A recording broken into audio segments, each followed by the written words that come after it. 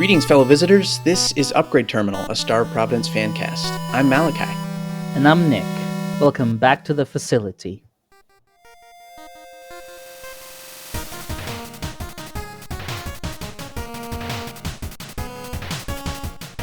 Today we have two very special guests with us. This is the first time we're recording with 4 people, so it's a new challenge.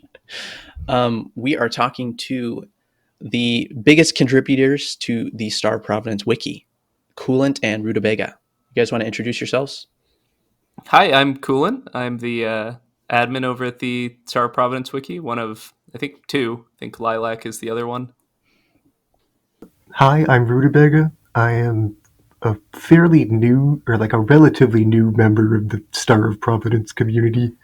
I've started playing like a little over a year ago, year and a bit, and I've been contributing to the wiki for about half a year. And in that time, I've become, I guess, one of the more prominent wiki contributors. Although there's not many, so it's not that high of a bar to clear. You've done a lot of contributions, and they've been very helpful to the wiki, so it's still much appreciated. So we like to start out the show by talking about something nice that has happened to us this week. Nick, why don't we start with you? So, I have a friend of mine who has gotten into playing Star of Providence last month, and they've been working their way through Floor 1, Floor 2, Floor 3, and Floor 4, but they're not a shmup player, and they're not much of a roguelike player, so if they've really been struggling, it's like, oh man, it's so hard, I keep getting hit, and anyway. And as I'm recording this, last night, they actually managed to reach Overlord for the first time in a run, and then immediately afterwards, they got there a second time, and they defeated the Overlord for the very first time. Woo-hoo! Nice. And Yeah. it's been so cool sort of seeing a new player struggle, and then they're like, but I feel like I can do it, and they do it, and it's amazing, and it's wonderful, and now they're immediately scared because they're like, what's this thing about seals? What do you mean there's something else? And I'm like, don't worry about it. Don't worry. It's fine. Yeah, they're like, wait, that wasn't the last boss? No, don't worry about it. It's fine. It was the first last boss. Yes. Exactly. I think we all remember that, the thrill of that challenge, too. Mm-hmm. I know, like your friend, I got to Overlord, and I was shaking in my boots. And knowing that there was more after that, yeah, I didn't think I was ready. I was going to complete everything, yeah. Especially when I got to Monolith for the first time. I was like, all right, I think this is where I check out. And I'm glad I didn't. Yeah. What about you, Malachi? This week, I was at a soccer game, and I saw someone I recognized. But to tell the story, we need to jump back to 2 years ago. I was in the mountains. Flashback. Yes. There was snow all over the roadways, all over the trees. It was beautiful. But it started to rain just a little bit. My family was out. We were picking a Christmas tree. We picked our Christmas tree. We got it loaded up on the car. But when we went to leave, our car was stuck. And we're back up where there's no cell service. We didn't have any. We had some emergency blankets in the car and stuff, but no food, not enough water. I was like, oh my gosh, is this how we die? And suddenly there were headlights coming down the road. And it was this guy and his family, this guy named Tim. And he hooked his truck up to our Subaru, and he helped pull us out. And we didn't get out completely. He left before us because he was going to go down and get help at the ranger station further down the mountain. But eventually, after he left, because he pulled my car a little bit further forward, I was able to dig down all the way to the dirt and get our family out of there. So we came down the mountain, but I hadn't exchanged a phone number with this guy. Like, foolishly, I hadn't thought to do that because we were outside of cell service at the time. So I had no way to contact him. So for the past 2 years, our family has talked about that experience a lot and how grateful we are to that guy. And I've just been hoping he was local. I've whenever I've been in a crowded place where there's a lot of people, I'm like, man, is that guy here? Where is he? And I was at this soccer game, and I saw a soccer coach that was coaching these like little 5-year-olds that were running around kicking a soccer ball. And I was like, oh my gosh, that's the guy. It's got to be the guy. So I sat there and waited until the soccer game ended. And then I walked up to him and he gave me this weird look of, why is this guy approaching me, this random guy? And I was like, hey, are you Tim? And he's like, yeah, I'm Tim. Why? I was like, hey, 2 years ago, I was stuck up in the mountains and you helped us get out of there. He's like, oh man, you made it down. Like, yeah. But I was so glad I finally tracked that guy down and was able to thank him in person. So I really appreciate the kindness of strangers like that. And I hope, I hope I will do the same in the future if I find somebody stuck up there. So That's incredible. Yeah. Yeah. So shout out to Tim. Shout out to Tim, who definitely will never play Star of Providence and never listen to this podcast. But if he does, buy him a copy, Malachi. You know what? Maybe I'll do that for Christmas. Coolant, what about you? What's something nice that happened to you this week? This week, there's been a lot of stuff going on lately. I moved into a new apartment recently, which has been going well. And I brought my cat along with me. And formerly, I was with a roommate, and we had 3 cats in the household. So my cat Duncan had a lot of friends. But with me moving into this new apartment with my girlfriend, she doesn't have any animals, so it's just him. So this week we adopted a new little cat. Oh, nice.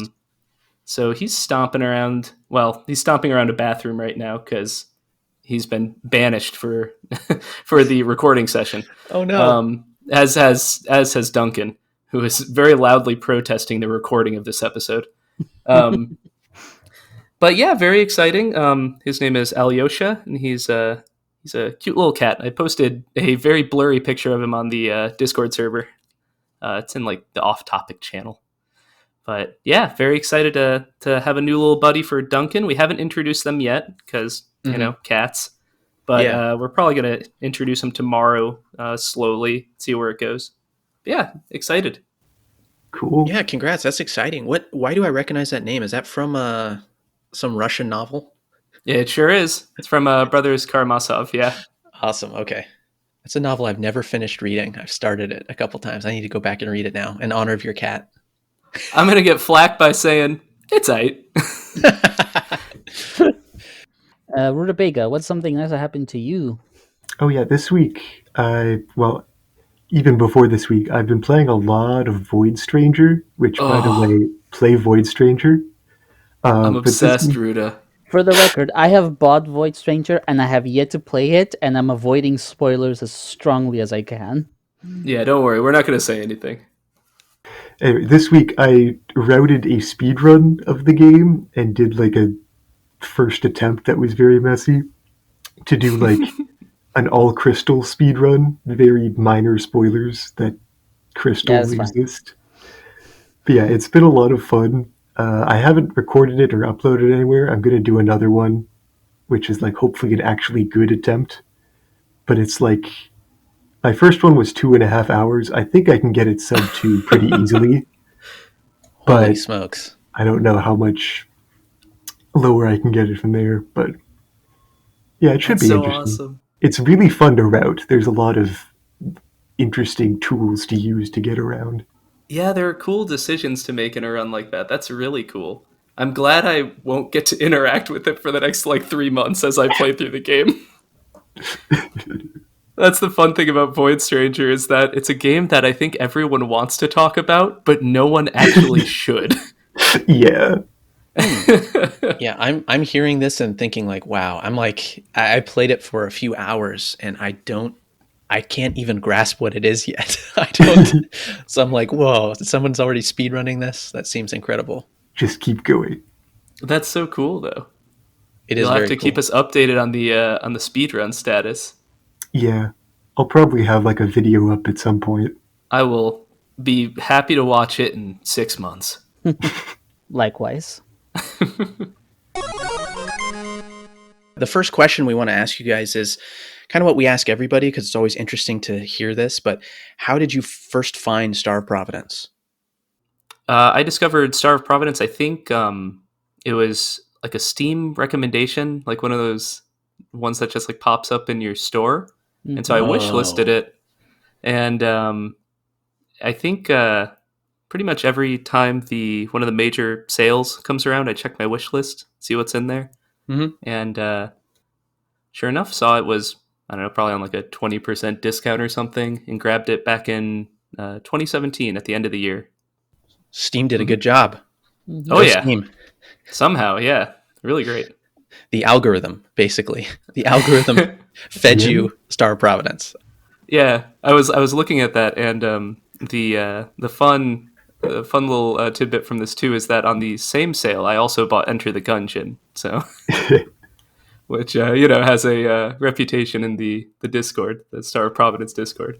Yeah, we've all bought bad games before, Coolant. It's cool. Oh, See, I'm one of the very few people in the community who's actually kind of okay with Gungeon, and I enjoy it.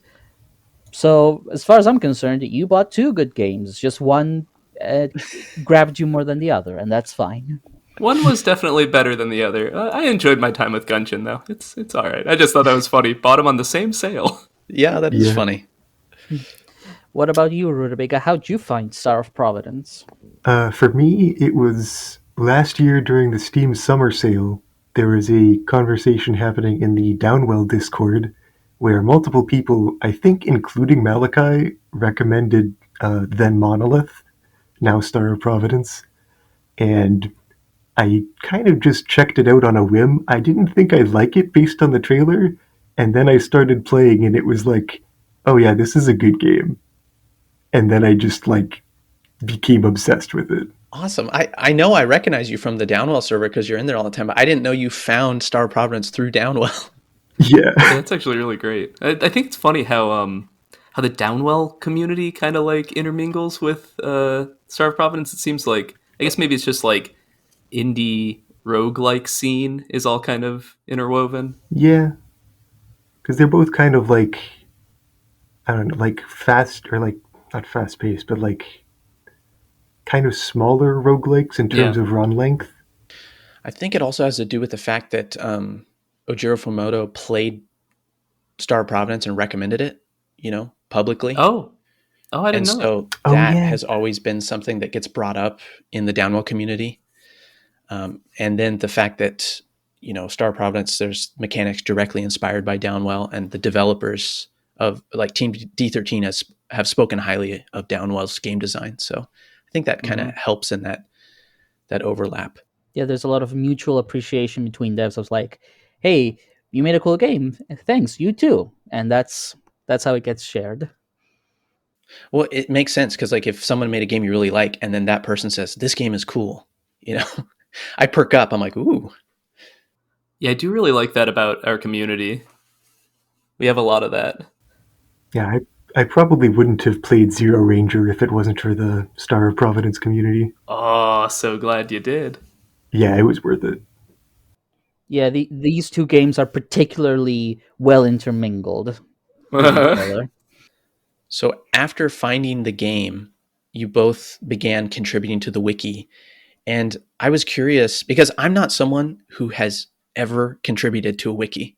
Not because I have anything against it, just I've never felt that pull. And so I'm really curious just to ask each of you, what compels you to create or contribute to a wiki? So for me, this is actually the only wiki that I've worked on. Okay. I enjoy the existence of community resources and tools and things like that. I think I also have a not like a huge urge, but a slight urge to try and archive things too, things that I really like. So I think that contributes to my need to create something in that way. Put information on the internet about something I really really like. It's kind of like we were talking about sharing copies of the game to everyone you know. This is just an extension of that. It's share it to the internet, even though they'll never find it without Googling very specific search terms. But getting it out there, giving it presence. I mean, it's the kind of thing where if people do search for it and they find it, that's a wonderful thing that you've contributed. You're answering their question by just having it there. So, it's not a direct satisfaction, but in the back of your head that maybe it really helped someone that you put it there. Yeah, I guess down to the general contributing to a wiki. like any old wiki. I guess it would just be kind of making sure that there is that resource, you know? Mm-hmm. Yeah. Does the desire to archive translate over to any other aspect of your life, Coolant? Do you keep a journal? I don't keep a journal. Um, I guess this isn't exactly like archiving, but I am a collector of like retro games. I have uh, a kind of extensive collection of like SNES and N64 games. Those were the games I grew up with, and I continued collecting some of them in my adulthood. I haven't really done a ton of that lately, but yeah, that's kind of one of those things. Like I have copies of games that you could just download a ROM or something legally, of course, from your friend. I don't know, but Yeah. From Nintendo's official website, right? From Nintendo's official website, their distribution service for those. But I like having the actual physical article. There's something nice about that and about preserving it in that state. Yeah, I think Malachi is talking about like the joy of having like a physical object that is the game, as in a cartridge. So he gets that very well. Oh yeah, no, I remember Malachi talking about that. I definitely connect with that.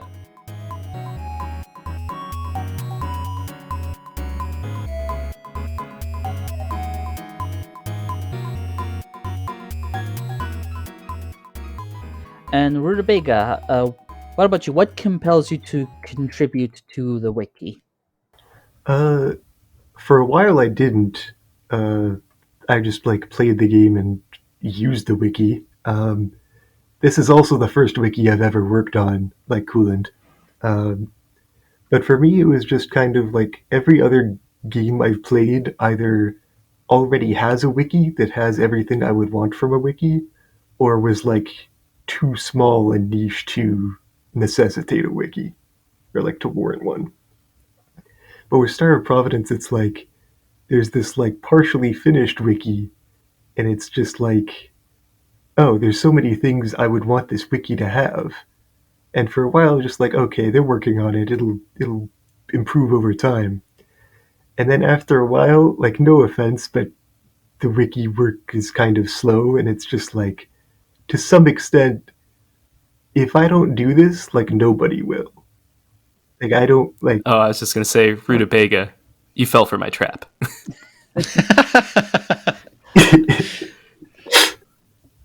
It's just like there are these things I can do that like are within my capabilities, and like I can just have like a positive impact on the wiki.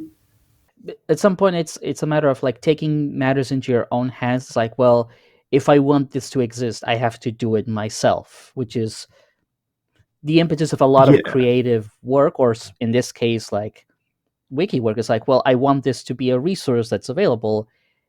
Why not just do it myself? yeah, and like most of my like direction in terms of wiki work is just like, well, what would I expect the wiki to have if I were using it as a player? And then it's just like, okay, well, I can put that in, and I can put this in, and yeah, I just do what I can basically. Do you think the fact that you used the wiki yourself when you were playing the game made you want to contribute to it, to kind of like give back to it in a way? I don't really think so, no, because by the time I was contributing to it, I had already played like a ton of the game and like knew it inside out.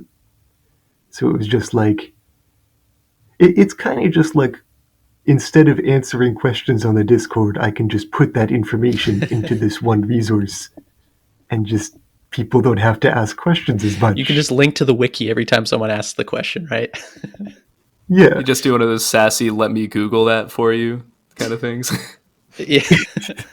not actually like linking the wiki, but like fewer people will have to ask questions if they're willing to go to the wiki first. The way I see it, it's like if they ask a question, like you can answer to them, but you can also say, by the way, we have a wiki available that can probably answer a lot of these questions for you. So next time you can just, get all this information for yourself, assuming, of course, that you're okay with spoilers, because the wiki will spoil things for you if you just go poking Yeah. around carelessly. So the wiki has gone through quite a few stages uh, to the point where we are today, and so kind of like maybe you can start with like what kind of a wiki existed, when you decided that you wanted to work on it, and sort of what brought it up to the present day. So when I saw a conversation about the wiki, well, on the Discord server, I saw that the conversation about the wiki had been dead for months. Mm-hmm. And at the time, I think it was there was a lot of conversation about what we could do and what we should do and whatever. And then there was like 3 pages on Mm-hmm. the Mirahees site, 3 or 4 pages. It was like the basic mechanics, the main page, the weapons page, and I think Arena Blaster, because TenderNet really liked Arena Blaster. Hmm. And I think originally it Nice. was a fandom wiki, and that quickly got shifted over to Mirahees, Yeah. and everyone seemed a lot happier with it. Yeah. I think the initial contributors were, I think, mainly TenderNet, but I know Capsty did some stuff. Mm-hmm. Ika did some stuff as well, and I know Lilac was involved to some degree also, and Algol. Mm-hmm. I know Garrow facilitated some things. I'm not exactly sure how much he did. Um, I think some of those records might have unfortunately been lost in some of the transitions from site to site. yeah. No, the literal history is gone because of Mirahees' server stuff like last year. Mm-hmm. But yeah, and I mean, kind of even before that, the best resource we had was QuestCom's guide. So I Yep. really wanted to make mention of that because it was a fantastic resource, and in Mm-hmm. general, it still is. But a lot of that's on the wiki now, and I think Mirascan might have contributed to that as well. Yes, he did, because Questcom's guide is like really old. It's like I think either 2017 or 2018. I know it was there for a long time, but it was then Meriscan, like Questcom got in touch with Meriscan and vice versa to sort of update it with a lot of the relics of the relics of the past added to it, sort of make it more complete. And Right. that's how it is in its final form. But I think we all noted pretty soon that as useful as it is inaccurate in quite a few places, and we wanted to correct that. And the wiki was just a perfect opportunity to sort of set the record straight on a lot of those matters. Yeah, I know that took a bit of time to set certain things straight. I know there was some there's been some information that's been just continually redistributed in Mm-hmm. like incorrectly. Like what was it, the Swarmer pack? I think Mm-hmm. the Swarmer pack is the most notorious unlock, and we Oh just yeah, didn't know how anyone unlocked I, it. Yeah. And I think we just got clarity on I that. figured that out recently. Yeah, for a long time the wiki said you unlock the Swarmer pack by defeating 125 Swarmers, Yeah, yeah, and I recently went through and did a bunch of like testing with save editing, and found out that it's actually when you kill Devourer, and it has nothing to do with your Swarmer kill that's count. so great. I know it was brought up like numerous times. Where like, I don't think this is what this is. I don't think this is how you do this, and it just never really got clarity or updated or anything. Um, I don't know. I don't know if I asked for someone to like remove that temporarily, but I would hope I did. I mean, I think this is one of the things that makes Rutabaga such a valuable contributor, is that they have the patience and the willingness to test everything and to write down, here's what actually here's how it actually works. We can just set the record straight. So thank you for that. Oh yeah, no, super grateful to have someone willing to Yeah, do that. yeah, I just have a lot of patience for this kind of thing, I guess, when it's something I'm interested in, at least. It's the scientific process with video games. It's fun. True. That's a neat way to describe it.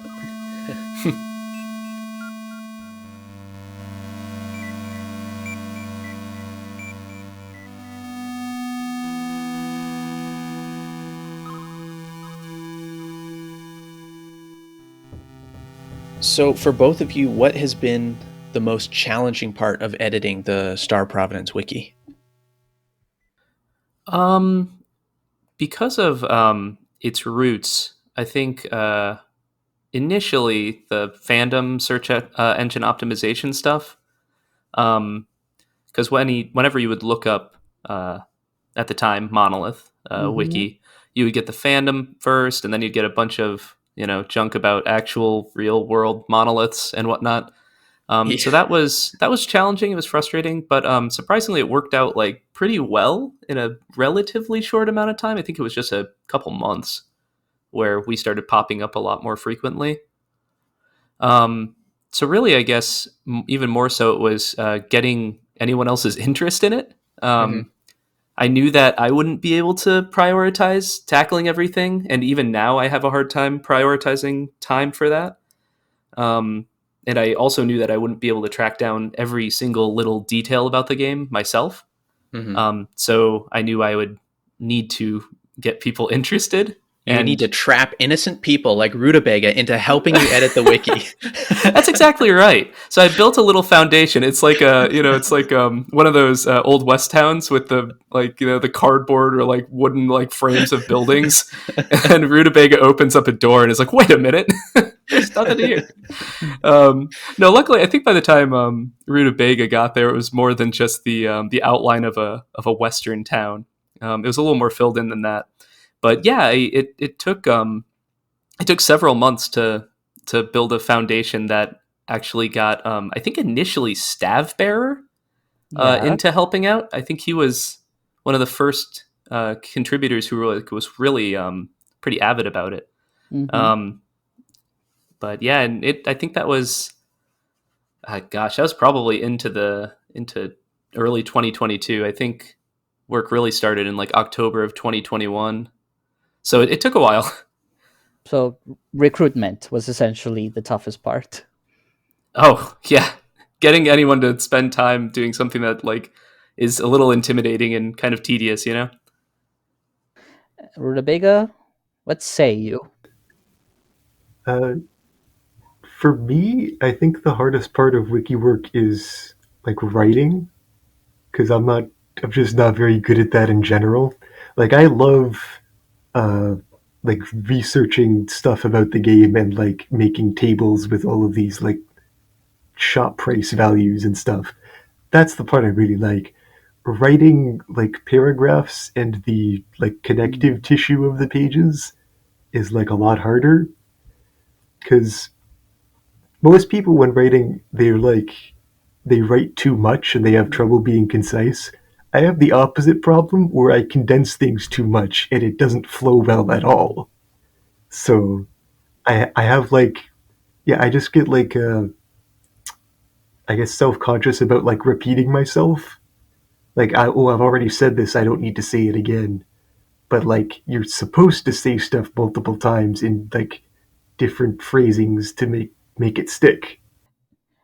So it seems like your strength is doing the actual data gathering and figuring out how it all fits together, but then presenting it as information in a way that is useful to the layperson. That's the part where you feel like you're not quite sure how to pull that off.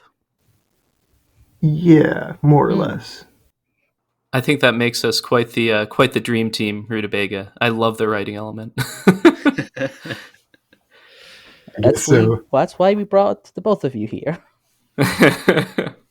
I would find the writing challenging as well, but for the opposite reason. Like you said, Rutabaga, I would have trouble like condensing it, and I think I would have to have someone else review my contributions because I'd probably unintentionally add like headcanon in there or something. Well, that's the difference is that what you like to do, Malachi, is you like to do creative writing and fiction writing, and you like to think about all of these ideas, whereas the wiki is very much this is information, this is data to be presented, and it requires a different kind of writing.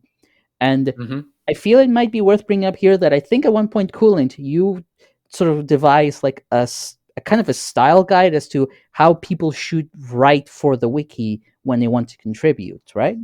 yeah. I as we started getting more contributors, I realized that we were going to have probably some differences in voice. So yeah, I put together little guidelines. Oh wow, Mhm. I didn't know that. I'm gonna have to check that out. That's awesome. Yeah, I think it's on the wiki.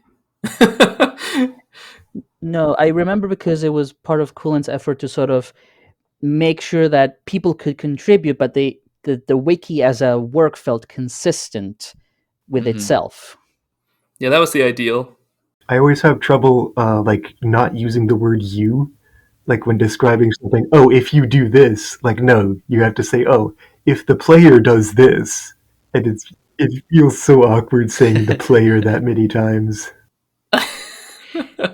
If one bomb is in the correct location, a secret room shall open. Speaking of riddles, so for the wiki guidelines, we're going to do a highly riddle-oriented approach. Actually, that would be kind of cool if there were riddles, like if you wanted to be somewhat like a hint, you know, if there was like some sort of hint system, like, hey, here's a hint, but if you click below, we can just spoil about how to get to Chaos God or whatever. I mean, Oh yeah, that'd be cute. that's lovely, but that's kind of not what a wiki is. A wiki is sort of meant to be more straightforward, more straight laced. Here's the data. But I think that's more what we Yeah. do in the server. If someone comes in and asks, and they're like, "Well, I don't want to be spoiled, but can you like tell me where to go?" And we all kind of answer in a way that's slightly obtuse and a little bit flowery, but just sort of tell them you should go look into this thing, more or less. Yes. That's true. There are other resources. Whenever someone fights tier 4 Warden with a runic weapon. Oh, that's Yeah. painful. I'm going to start warning them with, if you'd like to stay alive, keep your multiplier below 2.5. It's a good one. Next question is, what part of all the work that you've done for the wiki do you feel most proud of? All right, so I will say this is a tough question because I'm very proud of the wiki as in many elements. As you should be. Yeah. So I think prominently, I'm very proud of the boss pages, documenting like every single move with video and all that. I haven't actually seen any other wiki do this. I'm not saying that it's not been done, but I don't really see any major wikis doing this. And so I'm glad we have like a dedicated enough community that we've been making that happen. And it's been a slow process and we're not like done with it, but what's there is substantial and it'll be completed eventually. Big shout out to Lilac, who contributed a lot of those. Yeah, I think the main contributors, I'm gonna miss someone probably, but I did most of the floor bosses. I think floor 1 through floor 5, I guess at this point, and then Lilac and Dialects did a lot of work on the super bosses, including I don't know who gathered the images for Microcore, but that was impressive. That was me. That was Okay, me. That was the one boss. I thought you assisted with that one, Ruda. That's why I knew I was gonna mess something up. But that is incredibly good. Yeah. So that's one thing, and I think the other more recent thing is I'm glad that we finally got the theming updated. Yes. I hunkered down and figured out some CSS. My day job is programming, but I don't do front end stuff. So it was kind of fun, kind of poking around with that. And finally, we got something that I think is really nice, and again is something that I don't see a lot of other wikis doing, which is like page specific theming. It looks so cool. I'm glad. I'm really glad that that it received such a positive response, and we're not quite done with that either. Specifically, I think someone suggested that we should have custom themes for the super bosses, and I really like that idea. So I want to try and do that as well. I just haven't had a lot of time lately. It's fine. The wiki is already incredible as it is, and we're very thankful for it. Oh, we must go further. Yeah, right. Got to go deeper, just like in the facility. Rutabaga, what are you most proud of for the wiki? I'm not really sure. Like, there's a lot of things that I'm proud of, but not one thing stands out as like the thing. I guess I'd go with the shop pricing table, Mm-hmm. Oh because yeah. that was something I spent a lot of time on. But nowadays, I could like probably make it a lot quicker by using like save editing and such. Uh, but like that was, I think I started doing that before I even worked on the wiki, just because like why not? I would just do a bunch of runs, and like whenever I make it to a shop, I just open up a spreadsheet, and it's like, okay, which of these prices for this floor have I not gotten yet? And I just record them, and then like over dozens and dozens of runs, I finally got all of them. That's fun because it's like a little meta game as you're playing. Like I just gotta find the item so I can get their prices. Filling in like a little matrix. The tragic thing is, I only figured out like the formula for how the prices change on each floor after I completed the table. Oh, That Because is it's a little tragic. esoteric. And I But think at some point Pure did explicitly write out in the Discord, here's the formula. But here's the thing, because it was in the Discord and not in the wiki, it got buried and forgotten, which is why and I believe I do feel strongly about this. Discord servers are not replacement for wikis. You need to have a proper wiki set true. up to preserve this information. Yeah, I think that someone also like offered Rutabaga to like help you with the price, and you're like, nah, I like collecting in game. I remember some exchange like that where there was something tedious where you're like, no, don't want help, want to just No, do it I think myself. that was for something else. Yeah, yeah, you were probably Bloke's least favorite customer, Rutabaga, because you go in there and you're taking furious notes, and he's like, "Are you price checking me? You're coming in here checking the prices. You're going to the other shop on the floor." Yeah. I mean, Oh, speaking of which, I think another one of the thing I'm most proud of is like what a lot of what I do is just like finding a lot of small details about the game Mhm. and like documenting those. mhm. And one of the things I noticed is that the discount upgrade does not reduce prices by 33% as it says. And it's not 33.3 repeated percent either. It's 34%. Wow, And like I did not as know far as I this. know, I'm the first person to notice that. I've never seen anyone else mention it, just rounding but up. that's, I guess. That's funny. Is that already in the wiki, or are you? Is that like a world first Yeah, reveal right here? no, that's on the wiki. Oh, okay. I did Rutabaga is not know not that. holding back. And I'm like, I haven't kept it a secret. I don't think the devs know yet, but like, if they check the wiki, they could. Like, I mean, it reminds me of the time where for a couple of months, myself and Dialects and a lot of other high level players were all publicly talking about the Grim Idol exploit, where if you spawn a bunch of cursed weapons in a row and you equip them before the animation of the first one finishes, you get the bonuses of both, but only one curse. And we talked yeah, about it openly, and then only a few months later, Pure goes, "Oh wait, you guys are doing this? This is a thing?" Nah, in the beta, that's fixed. Fixed. No, you don't have it anymore. Yeah, we gotta have yeah, sneaky wiki edits that the devs don't see. So it's like, hey guys, let me in. It's like a tip black market. Yeah, the devs are asleep. Release the tips. Post your exploits. Yeah.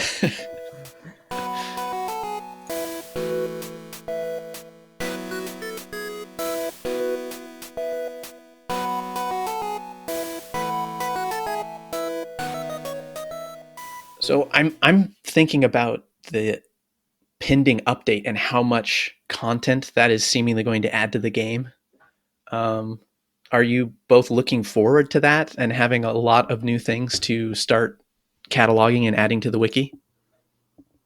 I I am slightly dreading it. If I'm being honest, um, mainly because I know that it's going to be time to work on those mini boss pages very soon, Mm-hmm. and on top of that, there's just a plethora of other content and tweaks and everything. I mean, it's not just creating new pages and new descriptions for all the little goodies that we're getting. It's going over old information and making sure that's all accurate. And with something like Scully's rework, for instance, having to document, some entirely new character essentially, and then I guess we just expand the article. I was going to say archiving the old information, but that'll just be a section on his page. Mm-hmm. Yeah. But yeah, it's immense, and I hope that I hope that there are it revitalizes some work from others. I mean, yeah, I'm excited for it because for a while now, it's like all of the wiki work I can do is kind of like the boring stuff that I want to do, but I don't really want to do. And once the update drops, there's going to be like so much fun stuff to do again. It'll be great. Like there's so many things we have to wait off on right now. Oh, Rutabaga, you are a blessing. Yeah, that's kind of what I like to hear, because I would like to work on some of the wiki stuff more, but just managing my own stuff right now has been a priority. So it's been trickier to contribute lately, and with the impending update, I don't think the schedule's getting any more clear. So it's kind of spooky. I'm like, yeah, I'll probably have to buckle down one of these days and actually start framing things out once the update's out. But yeah, a lot of a lot of dread from me personally. So what I hear you saying is it would be good to find some more contributors. Oh, that'd be lovely. I mean, yeah, couldn't hurt. No, it definitely couldn't. And you know what? With the update, I mean, it's not. It's very likely that we're going to see an influx of players. Mhm. And maybe with that new pool of people, there will be more people interested in contributing. So I'm at least a little optimistic about stuff like that. Yeah. Well, we'll see. Yeah, I'm realizing that I'm sitting here with 3 beta testers. Yeah, and all 4 of us are moderators on the Discord server. Oh, that's true. Mhm. Yeah, I got to keep tight-lipped about all the update stuff. I know. Good job, guys. You didn't let anything slip. I'm the only one here that's Right, I'm the only ignorant one in this room. I mean, there is a lot of things in the beta that PR has already publicly teased, like some of the new unique weapons, which is like we can sort of talk about some stuff sometimes. Like he's teased Crawler Kingdom, right? We can talk about that. I think we can talk about Crawler Kingdom. Nice try, guys. Nice try. No, I don't want any of you to get sued by Team D13. So they become the Warner Brothers. We didn't technically sign any contract, so it's fine. The arbiter will cast personal judgment.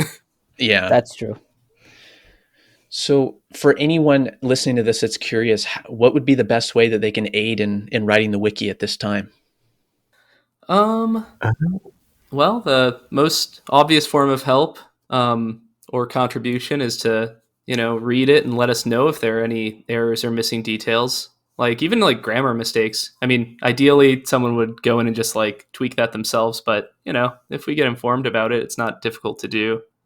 And then otherwise, we have the page on the Discord where it's also a suggestion space. So if there are new pages or additions to pages, or if you think it would look better if we reorganize some stuff, things like that, little suggestions and things. Mhm. Okay. Ideally, the most helpful thing would be when the update comes out, for instance, just taking on some pages. But I know that's unrealistic.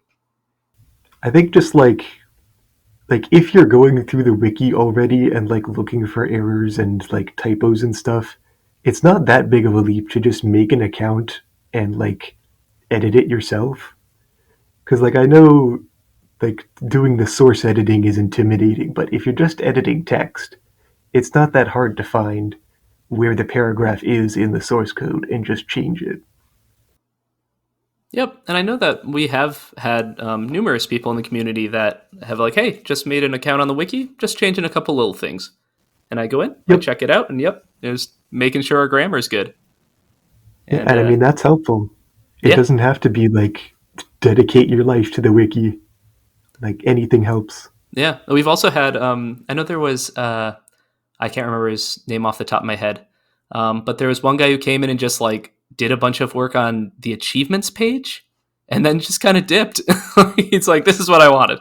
We were missing the achievements page and now it's here. Goodbye. Yeah. I mean, that helps. Yeah, helps a lot. It's good. The wiki is now better than it was before. Yep. Any amount of work is good. It's very helpful. Are there any features that you'd like the wiki to have in the future? Ooh, or just any big additions in general? This one's tough because I'm a simple man. I look at the wiki, and if the wiki works, then I'm happy. But one thing I found to be pretty cool in other wikis is the ability to like hover over like a debuff or a status effect or something, have a little tooltip window pop up, gives you little details on it. And I was thinking about how something like that would apply to Star of Providence. And I was thinking, keywords, pickups, blessings, that kind of stuff would probably be the way to use it. Oh, that would be cool. Yeah, that would be cool. Yeah, that's about the only kind of slick feature that I had in mind. But I don't know. That's off in the future, if anything. So it would function like it does in the game, essentially. You can mouse over something, and it gives you a little bit of extra info. Yeah, ideally. And yeah, we'd use the same descriptions and everything. So if not a little more detail where it's warranted, kind of like we already do with the notes on certain pages or in certain tables. I think for me, aside from the new pages and stuff, and like the reworked Scully page and like a looping page and all of that were like all of the new stuff that we're going to have to do, I think what I'd like to see, which would be very far off in the future and is like very ambitious, but like a list of all the room layouts for each of the types of rooms, maybe just for like shortcuts and vaults that could have items in them. But like, I think it'd be nice to just have like a list of everything you could find. Absolutely monstrous task. Yeah. I'm not sure how it would work. Maybe like once Snake's editor is out, you could just take screenshots of that to get images of the rooms. Yeah, that would probably be the best way to go about it. Rutabaga, I'm imagining you just like playing the game late into the night, screenshotting every single room. Yeah, but the problem is like you'd have to get a screenshot on the frame the room starts, like before the enemies start moving. Oh wow, which would be really obnoxious. Get stealth. Yeah, you would have to get stealth. The run would have to start with stealth on the first floor. Yeah. That's what seeds are for. Coolant and Rutabaga, any closing thoughts or anything you want to say about the wiki before we close? Oh, yeah. I do want to say I'm really happy with how far we've come with the wiki, and I'm so happy to see the community come together on it. Even if it's, it's a small community, and actually kind of funny enough, with such a small community, we have a decent amount of people that have been contributors to it in that community. I'm excited to see where it goes, and hopefully we can trap in some more contributors that are as tenacious as Ruta, for instance. But yeah, it's really great to see how something that started out, really small a couple years ago has really grown and is now a thing that people reference. People come into the community and say, "Oh yeah, I was looking at the wiki and yada yada." So it's really nice. Rutabaga, Coolant, we want to thank you both for coming on. Thanks for your time. Thanks for getting the wiki into the state it's in and for being a force for good in the community. We really appreciate your guys' time and all your efforts. Thank you. By the way, is there anything you would like to plug? Aside from the wiki? Yeah, I don't have anything other than the wiki to plug. Yeah, same here. Okay.